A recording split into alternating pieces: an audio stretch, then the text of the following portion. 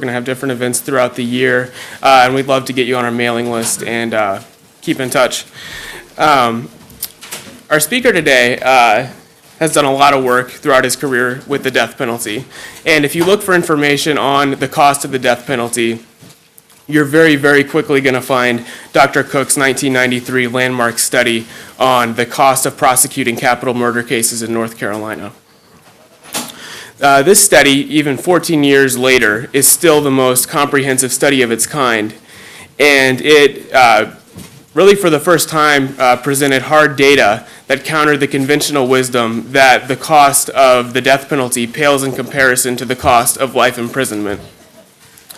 Dr. Cook is here today to talk about how he's updating his study right now and how recent legal changes in North Carolina have actually probably made it even more expensive now to prosecute the death penalty than it was in 1993.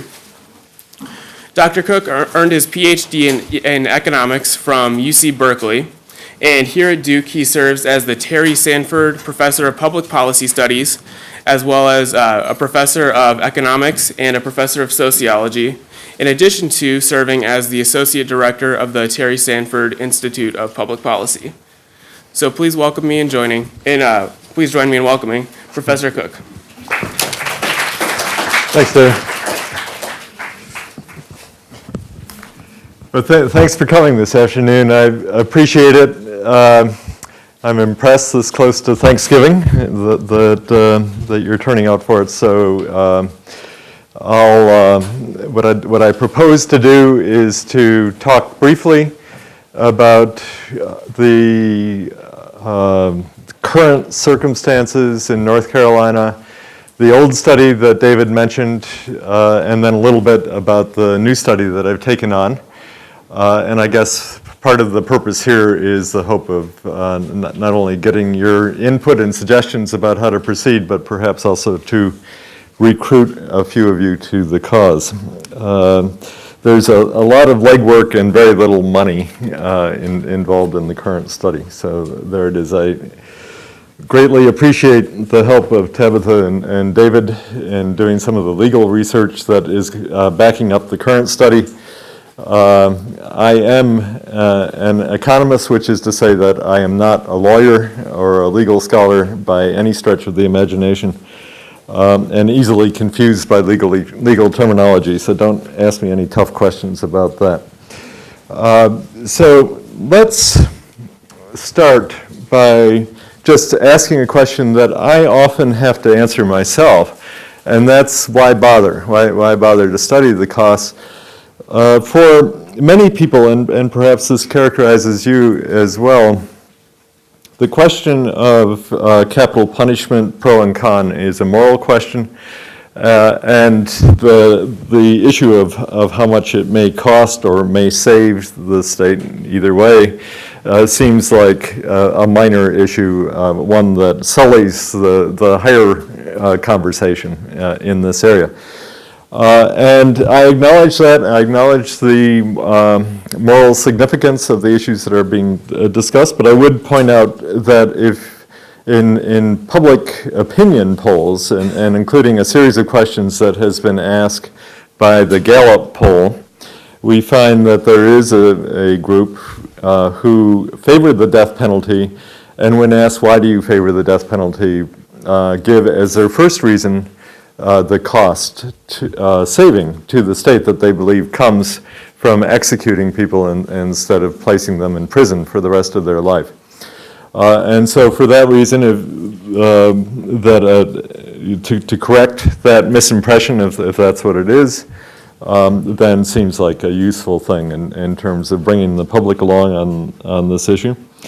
Maybe some of you were paying attention to the discussion last winter when the North Carolina Council of State got dragged in, pretty much kicking and screaming to talk about lethal injection and other issues.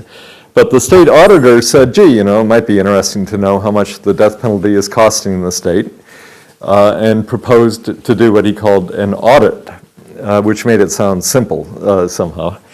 And interestingly enough, the General Assembly chose not to fund that audit. I don't know why or what was going on, but I am intrigued by that fact.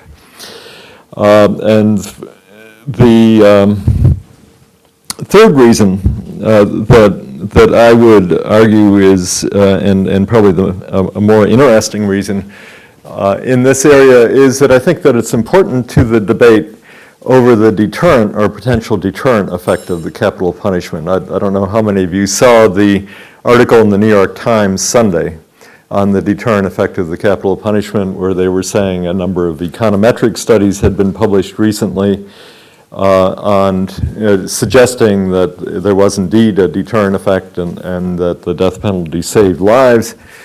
And then there was the work of John Donahue at Yale University Law School, who's one of my favorite econometricians, and his co-author Justin McCrary, saying that now if you approach this with an open mind and look carefully at the data, you couldn't find any evidence of a death penalty, and besides, there's so few executions that the signal in this case gets lost in all the noise of homicide rates fluctuating over time. So it's not even possible to develop a reliable econometric estimate of the effect of the death penalty on the homicide rate.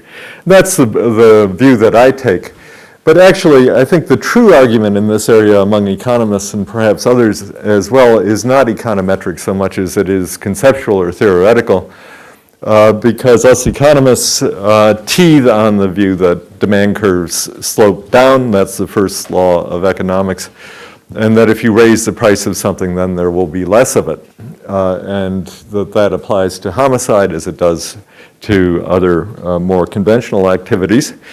And that what's more, in this view, that the death penalty raises the price of homicide.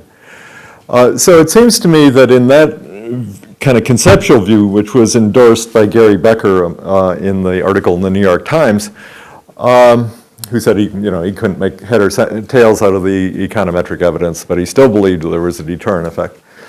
In that argument, the weak link, I think, is something that should bring great shame to any card-carrying economist, and that is the failure to understand opportunity cost. That in my work and others, it turns out that the death penalty is very resource intensive for reasons that you know very well that have to do with super due process. And much of the resources that is being used is used at the trial court level.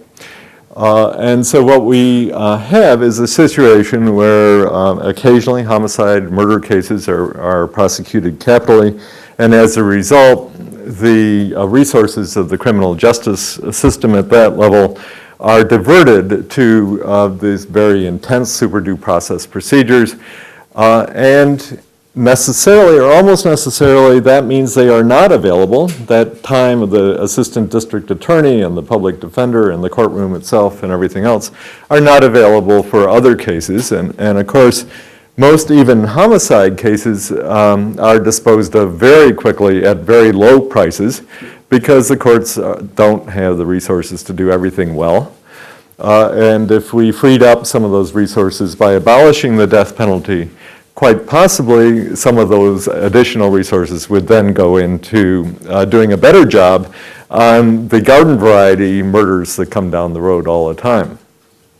So we have a couple of dozen capital cases that go to trial anyway in North Carolina for the 600 homicides that we have a year, and the others are being disposed of wholesale along the way. So once you understand the opportunity cost argument here, which is again a conceptual argument, it's a possibility, then that should shake your view even if you have a PhD in economics from Chicago, in the sure conclusion that the death penalty deters homicide, that taken in a systems context, in fact, it might go the other direction just as easily.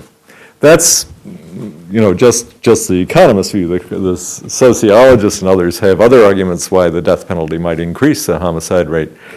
But just from the straight point of view of the economic man, it is also possible that the death penalty increases the homicide rate. A key part of the opportunity cost argument, by the way, is the view that the resources that are absorbed by the capital cases would stay in the criminal justice system if, for example, North Carolina suspended the death penalty or did away with it entirely. But I think that that's plausible, that would be what happened. Okay. So that's my reason for studying costs. I think it's important because some people think it's relevant to the discussion, and quite a large percentage of the public does, but also because it's part of good public policy to know how much the things that you are doing in the public arena cost you, as well as what the benefit might be. And then in this particular context of the deterrent effect in resolving that, which seems so vital and so important in the debate. Okay. All right, here's some data that I picked off of the Bureau of Justice Statistics report just for North Carolina. And what you see is that of the total sentence to death in North Carolina through December 2005, and that number is 517 in the modern era since 1973. We have executed by that time a total of 39. And much more common was that the sentence was, or conviction was overturned. You see the number there is 281. Over half of all of the death penalties that have been handed down in North Carolina in the modern era have been overturned and sent back for retrial or resentencing. And you should understand this is a net figure because actually more than that have gone back for retrial or resentencing, but some of them resulted in a new death penalty being handed down, so they went back to death row. But this is just a net figure, the people who were removed from death row as a result of retrial or resentencing.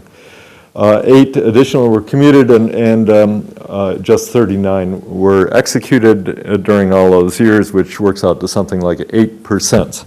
8% then begins to sound like an exercise in futility, but North Carolina is executing a higher percentage of its death row folks than is New Jersey or California or some other states. And this is more common than it is otherwise. I suppose the Texas is the notable exception, as the state that actually routinely executes lots of people.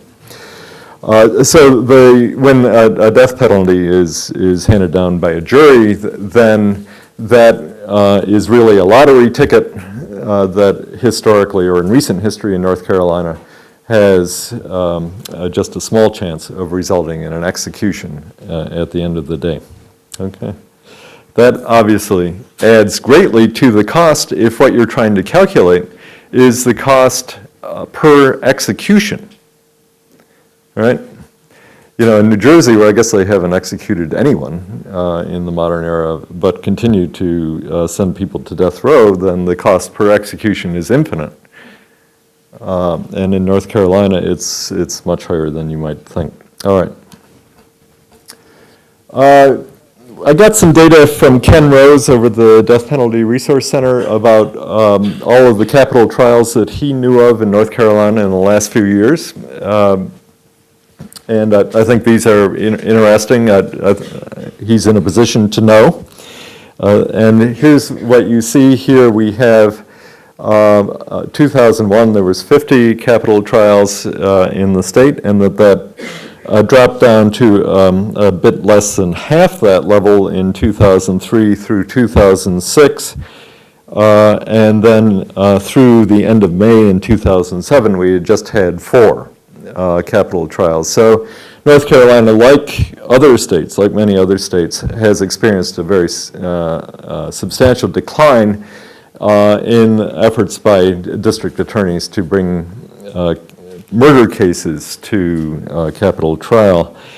Interestingly enough, there's no particular evidence just from this table that the likelihood that a case that is brought capitally will result in the jury finding for a death penalty, and that the 28% that you see in 2001 is just slightly less than that in later years. So it's not, as far as you can tell from these numbers, the change has not been in the ability of a district attorney to sell a murder case to the jury, in effect, but rather in a greater reluctance to bring the case in the first place, capitally, along the way. But that's speculation. It could be that they're just being much more selective along the way.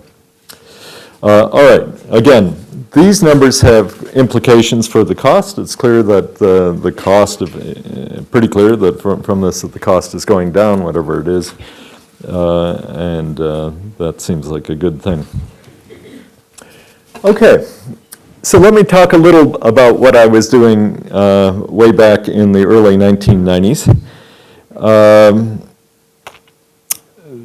The background for that study and why I got involved in it, I had not been involved in death penalty research. I'd been doing other kinds of criminal justice and economics of crime research, but not on this.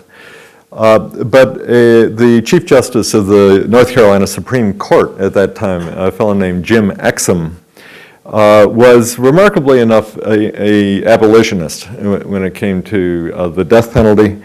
And he made it, I mean, it's remarkable because it's an elected position, right? So, and he made it his business to raise money to do what he would consider to be a credible job in estimating the costs of the death penalty or the benefits. And he, through the American Bar Association and through the State Justice Institute, was able to put together a grant for about $120,000, and I agreed to take it on.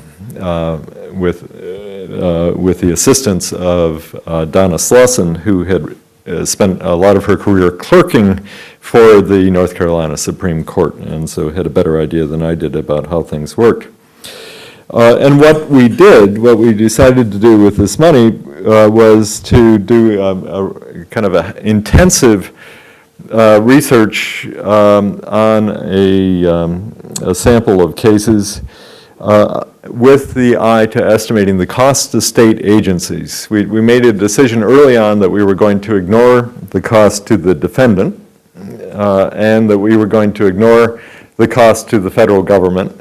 The decisions about the death penalty that matter, in our view, are being handled by the state government, and that seemed like a reasonable focus and a way of narrowing our assignment. We looked particularly in 1991 and 1992 at 94 capital cases that occurred during, or capital trials that occurred during that time, of which 29, by the way, resulted in a death sentence, and that we did a study of a series of murder cases in 6 different districts in North Carolina and so forth. So we were out there trying to collect information on individual cases that was grounded in the actual administrative records, and we were trying to persuade the lawyers who were involved in these cases to fill out forms that we gave them that said, how many hours did you spend on this case, and so forth. And I learned some lessons about the difficulties in getting an assistant district attorney to pay any attention to yet another piece of paperwork that came his way. Our big hope was that we had persuaded Burley Mitchell to vouch for us. Burley Mitchell was a former district attorney, and so we thought would be credible with this gang. He was serving on the North Carolina Supreme Court. He had been elevated to Justice of the Supreme Court. And so he sent out a letter saying that you can, to all his district attorneys, saying you can trust these guys. They are doing just what they say they're doing, which is to study the costs of the death penalty. They are not studying unwarranted use of discretion or any of the other things that might really get this into constitutional hot water. Nonetheless, apparently the buzz when the district attorneys got together was that there was some secret agenda that we were pursuing, that, and they didn't believe it. I think the main problem we were having, though, was that they just are busy and they didn't want to do the paperwork, but we got quite a bit of information and were able to proceed on that to put together a credible estimate. And really, as David said in the introduction, it was unique. There had never been a study like this, and as far as I know, there never has been one since then. There's apparently an effort now in Maryland through the Urban Institute to do a study like this. I've heard rumors about Tennessee and California, but it never came together there.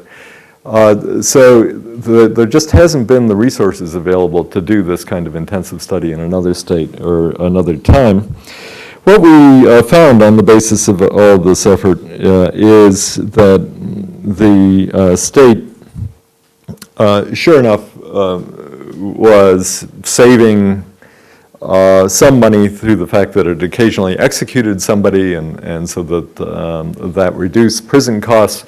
But in other respects, the extra costs associated with trials with appeals and with post-conviction activity added up to something much larger than the savings that were associated with the occasional executions. That number, as best we could estimate, was something like an extra cost of $4 million a year at that time as the total. And much of that cost was in the trial court.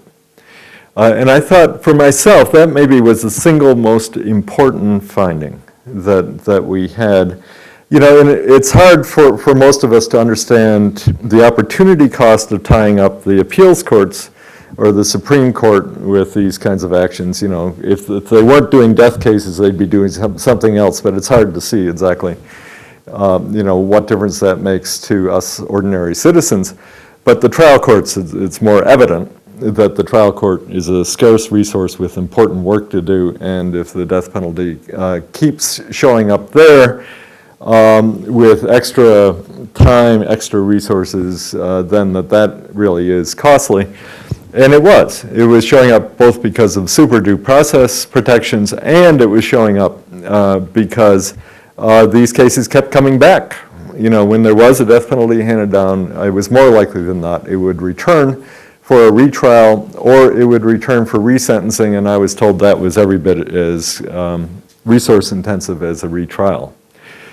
So that's what we were able to report as a result of that. Okay.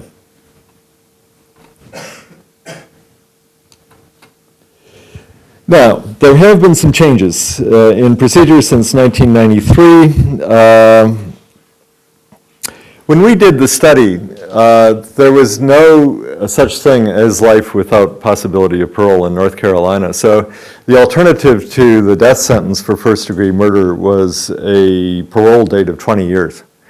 And so when we did the estimate of the cost savings associated with an execution, that's what we were using along the way. But in 1994, North Carolina, like many other states, introduced life without possibility of parole as the alternative sentence for first-degree murder.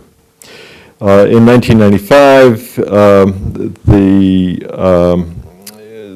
General Assembly limited the right of direct appeal as a matter of right to the North Carolina Supreme Court to the death cases, no longer for the other first-degree murder cases, which went to the Court of Appeals. 1996, they introduced open file discovery in the post-conviction. 2001, the district attorneys were for the first time allowed to bargain with first-degree murder cases. Prior to that, it was interesting. I think it was probably for high-minded reasons. The law prohibited district attorneys from threatening somebody with the death penalty in exchange for a plea of guilty. That the law at least said. Now, it might have happened, but in any case, what the law said is if there was evidence of aggravating circumstances, then the case had to go forward if it was a first-degree case as a death case. But in 2001, the General Assembly explicitly gave district attorneys the right to settle for life without possibility of parole, even when there was evidence of aggravating circumstances creating the possibility of sentence bargaining. And also the state, I guess prior to the relevant Supreme Court ruling, exempted those who were mentally disabled from the death penalty. Okay. So those are some of the things that have happened since then, and they have potentially important cost implications. They certainly have important implications for the way it's playing out right now in the courts. The other thing that happened, not in 2001, but actually in 2001, was the creation of the Office of Indigent Defense Services. It was something that North Carolina gets a lot of good publicity for.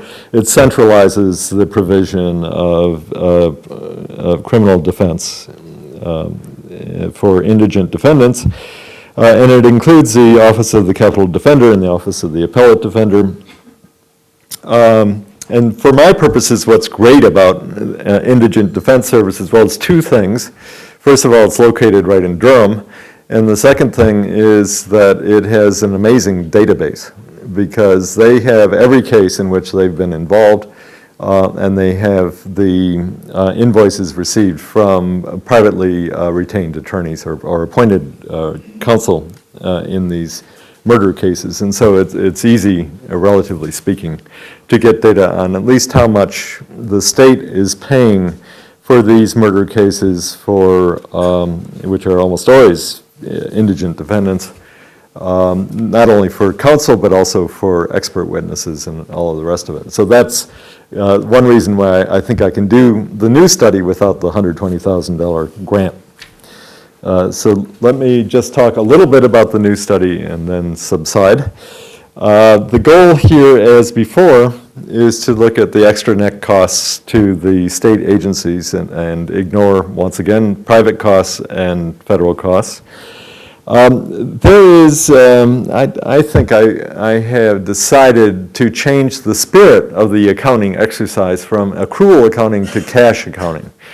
And so instead of saying, let's take a cohort of cases and project forward somehow about all of the costs those cases will incur over the next 20 years based on whatever historical information and other things. Instead, the goal is simply to say, let's take a year, fiscal year 2006, and ask if you add up all of the extra costs that could be identified with the death penalty, and then all of the savings that could be identified with the death penalty for that year, what does it add up to? Now, one thing that really takes me off the hook on is trying to project the future of how these capital cases are going to fare in the appellate courts, and it's always unknown what the future is going to look like for that kind of thing. And so all I'm going to say is a kind of a more modest statement and saying I have no idea what the future of these cases is. All I can say is in fiscal year 2006, we saved money because from having the death penalty on the books because there are 40 empty beds on death row due to previous executions. We incurred extra costs as a result of all of the cases that were going forward in that year with due process protection, with the second appointed attorney involved in all of the motion practice that's associated with capital cases and so on and so forth. And we can put that together, I hope, using budget information on different agencies plus the IDS data to come up with a total. So that's the goal. What I've listed here is just 5 sources of costs or savings, and of course, the fact that we'll have a lot of murder cases that are back in the courts for retrial or resentencing is going to be extra. The appeals costs are just much higher for death cases than for life without possibility of parole, and they go much farther into the appellate and post-conviction process. almost all the post-conviction activity is on death cases for murder. And then the savings that can be identified, and then, of course, the kind of wild card in all of this is the possibility that the district attorneys are sentence bargaining, and as a result, there are some cases that are not going to trial, which otherwise would if we did away with the death penalty with some extra costs associated with that. And I haven't figured out what we're going to do about that particular issue. So that's where things stand. We're really just getting going on the data collection. Next week I go to the administrative office of the courts, and we're out there with our, I don't know what the right image is, our handout looking for data wherever it might be, and try to cobble this together for about $10,000 will be the cost of this particular study. And so the idea is to paint the kind of picture with rough strokes, but volunteer, highly talented volunteer labor is an important part of this campaign, so I would welcome your help. Anyway, so any thoughts, any ideas about this? Yes, sir? Are you, as well as the trial avoidance, are you going to take into account if, based on the studies that have said that there may be reduced murders due to death penalty, reduced defendants coming into the system? It's a very tricky question about how to do that. I think that I could do a sensitivity analysis on that and say, suppose that there was some deterrent effect.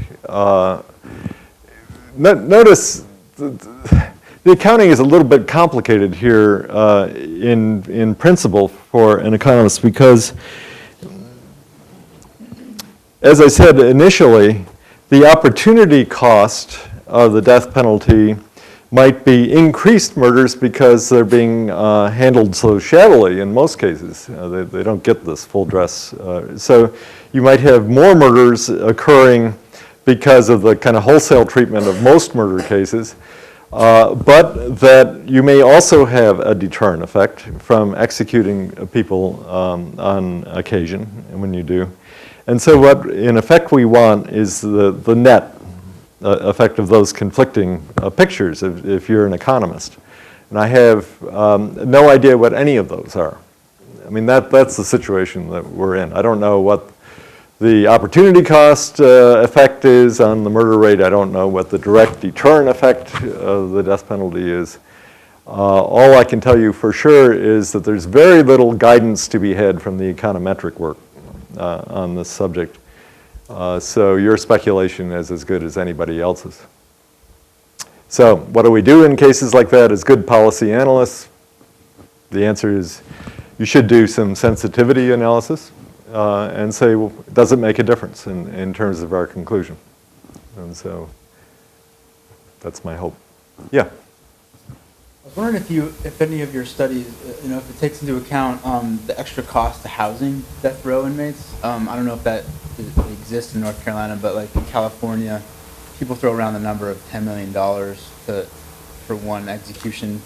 That being, death row is much more expensive. It costs like $90,000 a year as opposed to like $30,000 for a mainline prisoner. Mm-hmm. And, I guess, is there that sort of discrepancy in North Carolina, and would that be taken into account? I was told when I did the study previously that there wasn't, that the death row was not particularly more costly than the high security or close security, I guess is what it's called. But I certainly am going to push that this time around and say under the current arrangements for housing death row, do they see it as more costly than close security? It's a good point. Yeah, thanks. Yes? Did I understand correctly that most appellate work is in death cases, not life without parole? Because I just can't seem to think of a good reason not to want the death penalty. I mean, if my costs are going to be this much higher in my defense, it sounds like a good deal.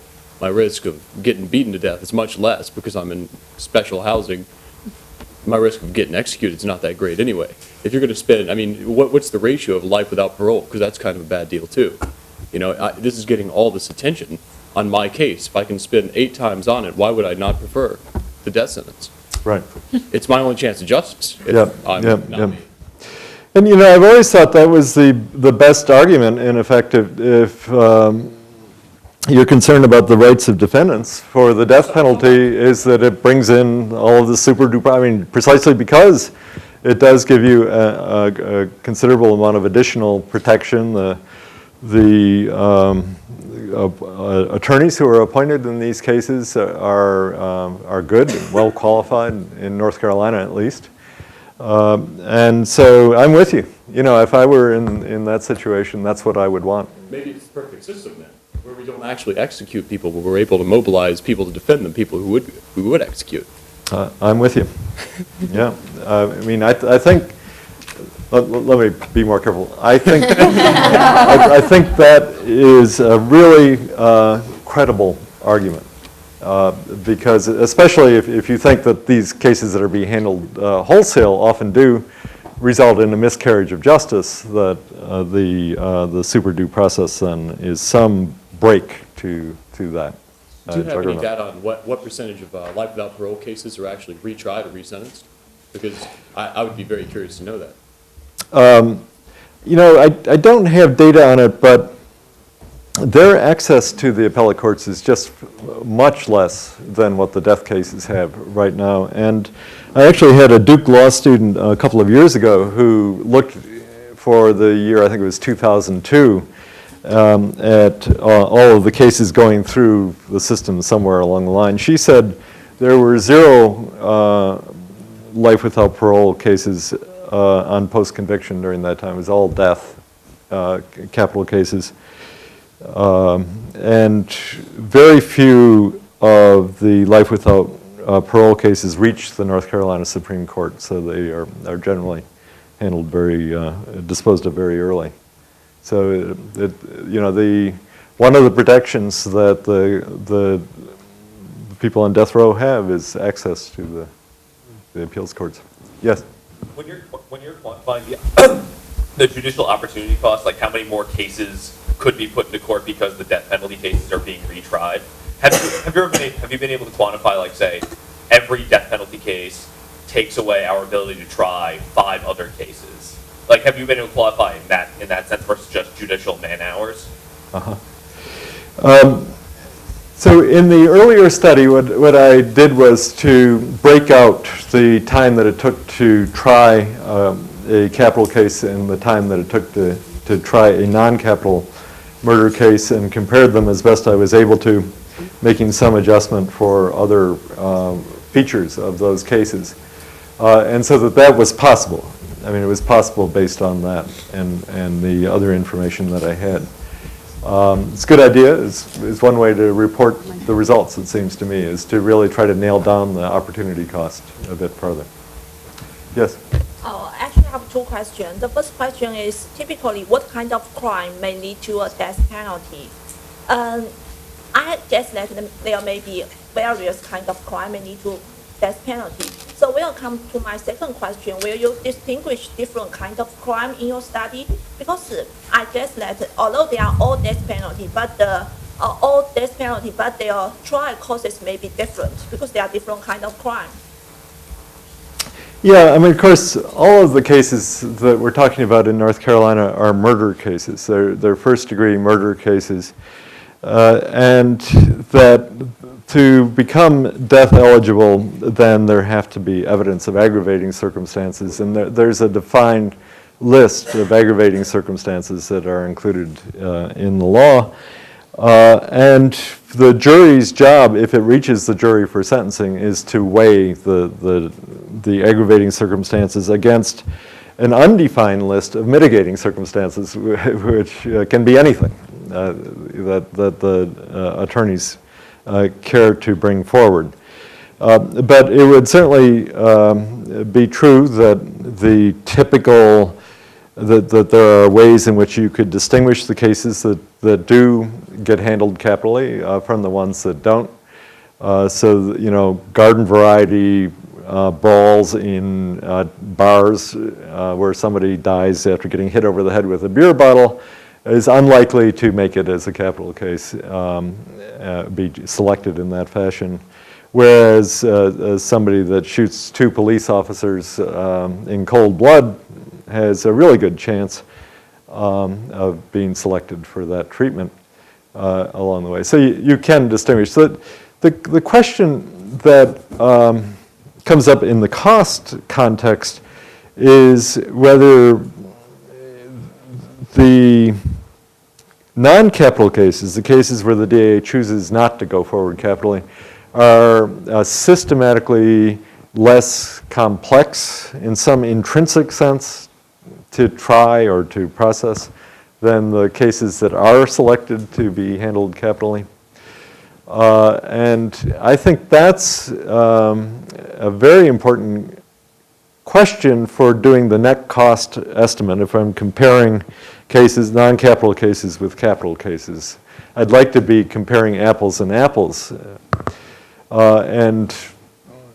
If there are several victims, for example, that might make it a more complicated case and also more likely to end up as a capital case. My student, as I said, a Duke Law student that did a project on this, interviewed a number of experts who were involved in it, and they said, but without data, that they didn't think on average there was much difference. What I did in my study back in the early 90s was to run a little regression where I characterized the cases according to 3 or 4 different features that they had and did a regression adjustment on the cost to try to purify the comparison along the way. But it's nothing like random assignment. And so this is always going to be an issue that has to be dealt with. Yeah.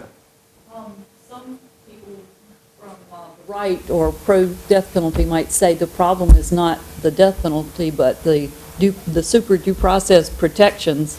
Right. Did you get that reaction to your previous study, and is there anything that addresses that, or is that just outside the scope of what you're talking about?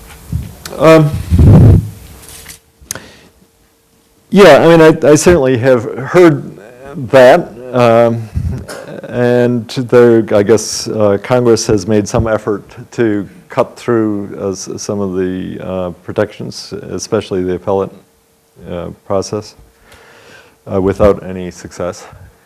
My view on it has, rightly or wrongly, has been that it's very unlikely we're going to move in that direction.